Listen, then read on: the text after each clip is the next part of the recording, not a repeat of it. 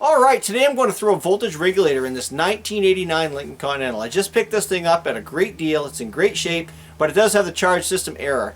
I've read numerous forum posts that it's either the voltage regulator, alternator, or both. So let's go with the cheap part. You can buy an aftermarket voltage regulator for about 15 bucks. You can get the Motorcraft for around 30. I'm going to go with the cheap one first to see if it solves the problem. And if it's not that, I may end up doing the alternator anyways, okay? This car's in great shape. It's got a few other little problems. The suspension needs to be looked at, but overall it's in great shape. Alright, let's go ahead and get started.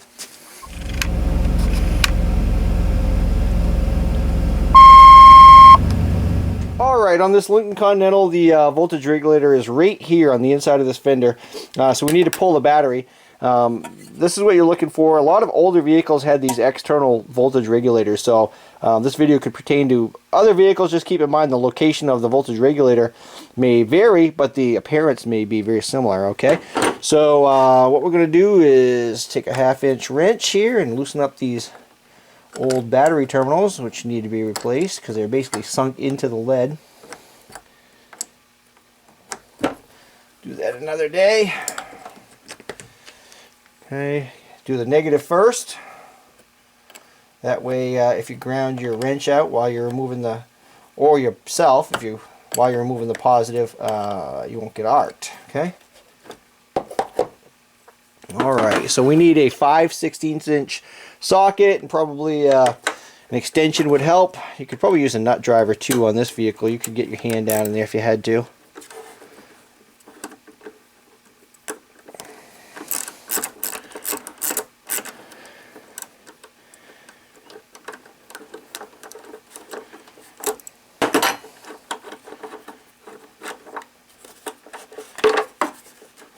Okay, and lift this up and set it aside.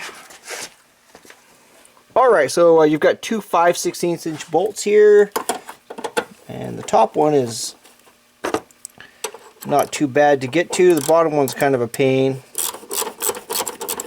Make sure you don't drop your bolts.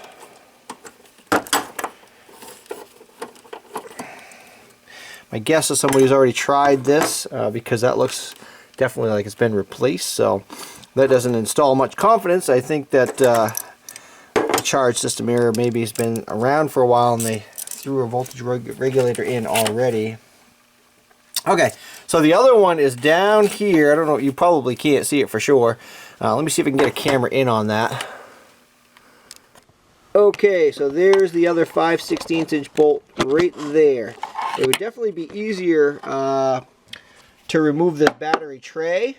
Alright, I'm just going to use a 1/4-inch ratchet and a deep 5/16. And I should be able to get onto it here.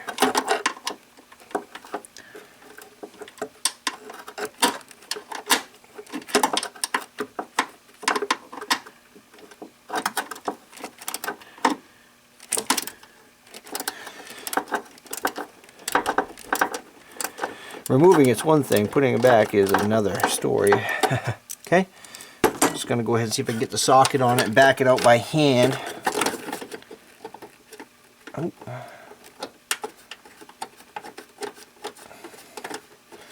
Okay, while you have this out, it's a good idea too to try to clean up the connection terminals. Maybe use a little contact cleaner, because a common problem for these also is that these can develop corrosion, and you can see this has been replaced. So, alright, let me grab some contact cleaner and just spray that out. Looks like they put some dielectric grease in there already. Alright, so what I'm doing here is I'm just spraying it down with this deoxit. I use this on my guitar amp potentiometers, and I'm just going to install it and then remove it, and install it and remove it, and hopefully any oxidation or debris will sort of be removed that way. And I'm using the old one obviously to do this with. Okay, it's just going to clean up those terminals a little bit, and hopefully it'll make better contact if in fact that was part of the problem. Okay, let's install the new one here.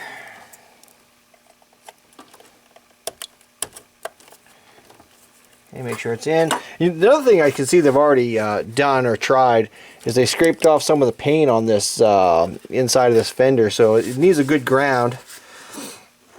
Okay, so if you had a 1/4 inch universal or a spring extension, life would be easy for you. I don't have one, so I'm just going to use a long extension like this along with the bolt, and I'm going to start with the bottom. I'm going to put it through the hole first, and then I'm going to hopefully not block the shot. I'm going to move my wires out of the way, and we're going to go find the hole. Okay, and you can kind of get an idea of where that is by where the top one is, right? So if you line the top hole up, if you just get it started, you'll be in good shape. And then we can get on it straight with a ratchet. Okay, so I'm just going to try to get back down on it the way I got it off. Oh, change direction here. Okay, so that wasn't too bad. I know I'm blocking the shot here. And obviously, before I tighten it down all the way, I'm going to get the top one lined up.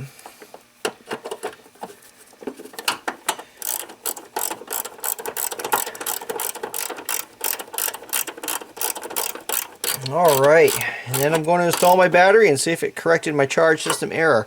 If not, I'll be doing an alternator video, and I can link these all together, of course. And I need to get that one tightened down some more.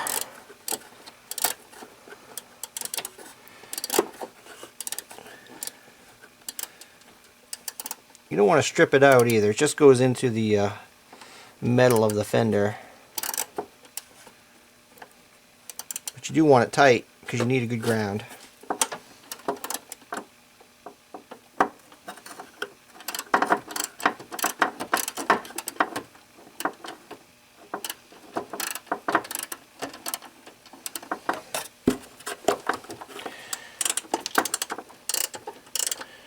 Alright, there we go.